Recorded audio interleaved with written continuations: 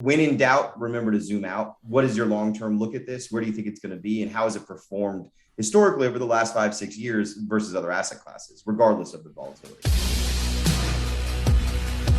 What's the one question that we should be asking that I haven't asked yet so far?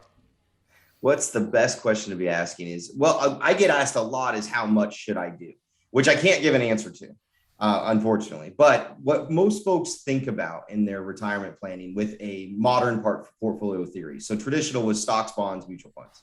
Today, you have to have a slice for alternatives. And that's deciding the size of that slice and then eventually deciding how much of that you want to put in crypto is critical for your planning purposes. The other thing that I will say is you should ask, how do you deal with volatility? If this week and last week showed anything, if you're going to get into crypto, it does move a lot. It has big swings. It whipsaws around. So when in doubt, remember to zoom out. What is your long-term look at this? Where do you think it's going to be? And how has it performed historically over the last 5-6 years versus other asset classes, regardless of the volatility?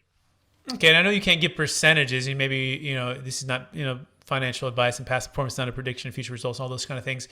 But generally speaking, I mean, you feel like people are like maybe 5% on the alternatives, 10%, 3%. And in particular, I'm saying crypto as the alternative. For our use case, which is obviously we're in a little bit more of early adopters. We're not at that level of the product maturation yet. So these guys are very, very excited about crypto and its potential. So there are people that I've seen. We had one of our first clients quit their job at IBM just so they could get their 401k out of Fidelity and put it into crypto. And it was $300,000. Then it's excess of $10 million today. That was really early on, right? But most folks are thinking somewhere between 5 to 25.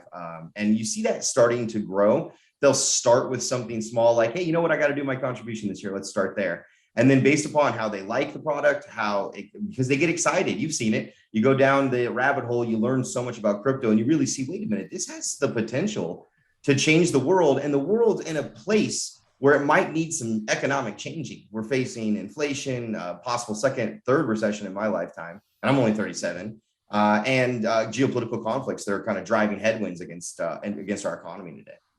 Absolutely. I mean, we have a saying around here. It goes like this. We believe it's no longer just about cash flow. It's actually about tax flow.